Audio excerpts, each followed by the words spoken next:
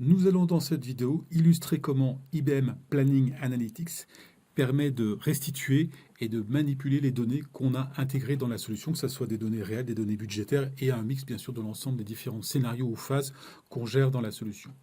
Vous avez ici une vision plutôt exploration dans laquelle on retrouve l'ensemble des axes qui permet de qualifier la donnée. Ici, un axe, un référentiel année, référentiel phase, tous les indicateurs qui sont disponibles, qu'on peut bien sûr déplier, l'axe entité avec les différentes entités qu'on va gérer, les business units qu'on va gérer dans la solution. Ici, j'ai un axe canal de distribution, mes produits qui sont positionnés en ligne et mes mois qui sont positionnés en colonne.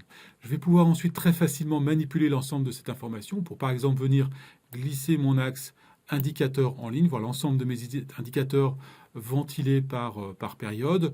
Je peux ensuite venir sélectionner une représentation par défaut de mon référentiel qui m'affiche l'ensemble des trimestres et des mois. Je peux venir double-cliquer pour éditer la dimension mois et venir éventuellement sélectionner uniquement certains trimestres. Donc je peux venir piocher comme ça ce qui m'intéresse à n'importe quel niveau bien sûr de granularité de la dimension et l'appliquer pour le visualiser dans ma représentation. Donc là, j'ai l'ensemble de mon chiffre d'affaires avec ventilé par mois. Je peux bien sûr zoomer sur n'importe quel type de poste et creuser dans la hiérarchie pour avoir le détail de l'ensemble de l'information. Ici, j'ai une vision qui est positionnée sur un certain contexte. Donc là, je suis sur le réalisé N-1. Je peux à tout moment venir me positionner sur mon réel actuel. Je peux bien entendu prendre cette dimension et venir l'intervertir ou l'imbriquer avec ma dimension mois.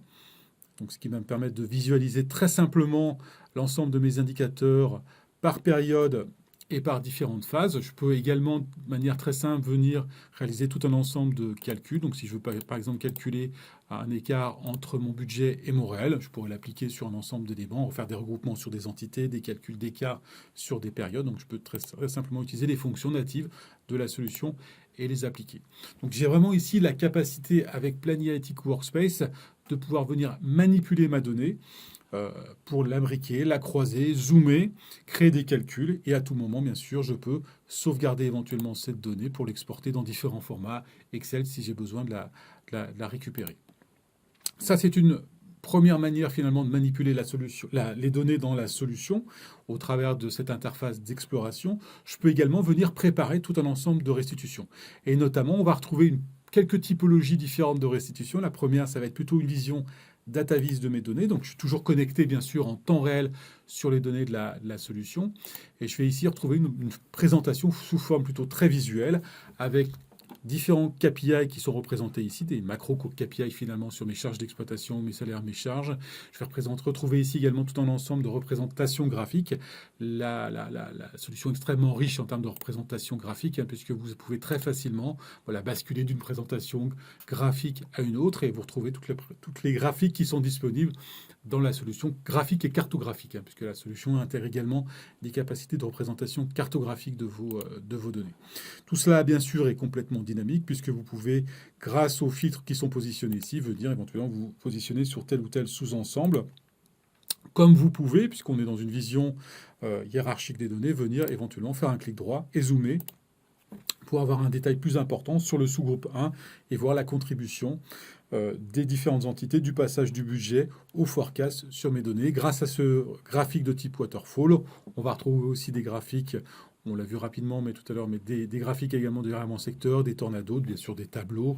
Ça, c'est un autre type de diagramme en secteur. Et puis tous les graphiques, bien sûr, qui sont disponibles dans la solution que vous pouvez consommer à loisir si vous le désirez.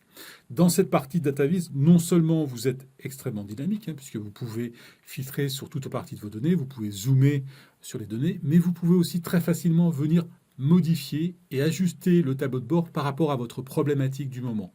Ça, c'est une force de la solution. Donc, par exemple, ici, si ce qui m'intéresse, ce n'est pas la contribution de mes entités quand je passe du budget au forecast, mais c'est plutôt de voir la contribution des comptes, mais je vais simplement sélectionner ce graphique, cliquer sur l'objet zone, et là, je vais voir les zones qui alimentent mon graphique. Donc, je vois qu'en premier découpage, j'ai un découpage entre mon budget et mon forecast, et ensuite j'ai un sous-découpage par entité. Moi, ce qui m'intéresse, c'est pas avoir un découpage par entité, mais plutôt par la dimension compte qui est ici, donc qui est plutôt positionné en filtre. Donc là, je vais simplement venir la prendre et intervertir avec la dimension entité qui va passer en filtre automatiquement. Et donc, visuellement, ici, je retrouve la vision du passage du budget et comment les différents comptes contribuent à passer d'une vision budgétaire au forecast précédent ou vice-versa si je le désire. Et puis, j'ai toujours le même dynamisme puisque je peux venir zoomer dans le détail sur le salaire et charges pour voir les détails de ce groupement de comptes. Donc là, c'est vraiment la partie finalement tableau de bord, data vise, prédéfinie que les utilisateurs viennent consommer, que je vais pouvoir aussi leur pousser, puisque vous avez capacité à partager tout le contenu qui est disponible, que ce soit l'écran précédent d'exploration ou cet écran de tableau de bord, je vais pouvoir venir l'envoyer par mail dans différents formats, au format PDF, au format PowerPoint. Je peux même faire un export, ce qu'on appelle en rafale, c'est-à-dire venir générer automatiquement autant de PDF, autant de PowerPoint, selon un axe, par exemple l'axe entité. Donc si j'ai mis 10 entités, il va me générer 10 fois le même tableau de bord filtré par les 10 entités correspondantes, et ce qui me permet de facilement partager les écrans avec d'autres utilisateurs qu'ils aient accès ou pas à l'application.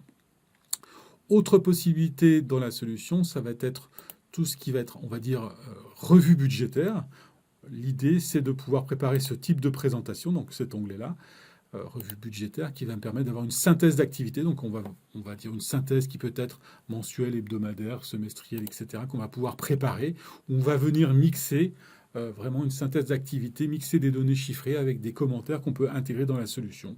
Donc ici, j'ai un premier écran, une synthèse, et ensuite, je vais trouver par un découpage que j'ai arbitrairement défini, qui sont mes produits, mes différents produits. Donc, une vision du chiffre d'affaires par portefeuille produit avec tout un ensemble de commentaires qui peuvent être saisis dans l'application, qu'on peut venir afficher ou qu'on peut venir directement saisir dans les tableaux de bord. Donc, on peut très bien avoir, bien sûr, quelqu'un en centrale qui prépare ces tableaux de bord, qui les commente, et ensuite, on vient diffuser cette information au travers de Planning Analytics Workspace, donc l'interface web dans laquelle on est, où on peut les envoyer par mail si on le désire. Et on peut comme ça passer d'un onglet très facilement à un autre. Là, on retrouve plutôt une vision cartographique de la donnée dont j'ai parlé rapidement tout à l'heure, mes gammes de produits avec différentes interfaces, différentes représentations graphiques en tout cas, qu'on met à disposition, différents KPI, donc toujours dans une logique data vise, mais plutôt une logique de synthèse. Voilà, une revue mensuelle, hebdomadaire, trimestrielle, et une revue qui va être commentée avec des commentaires qui sont complètement mis en forme. Voilà. Donc ça, c'est finalement une troisième typologie, une capacité, on a vu tout à l'heure, une capacité d'exploration de la donnée à tout moment. Vous pouvez explorer, manipuler, croiser les éléments de manière complètement libre.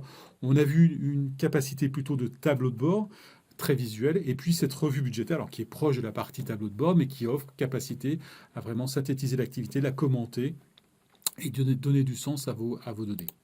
Et on va retrouver bien sûr dans la solution des rapports qu'on va qualifier plutôt de classiques financiers, avec ce rapport dit papillon, ce compte de résultats papillon, qui présente sous forme de tableau l'ensemble des informations, donc avec mon plan de compte, mes différentes phases, mon budget, mon forecast, mon révisé, mon réel, bien entendu, et éventuellement des calculs d'écart automatiques. Et c'est bien sûr un tableau de bord qui est complètement dynamique, puisque je peux zoomer sur mes différents éléments, je peux aussi filtrer, là je suis sur un niveau vraiment consolidé, mais je peux positionner sur un palier intermédiaire, sur un niveau fin, pour remettre à jour très facilement l'ensemble de ces informations.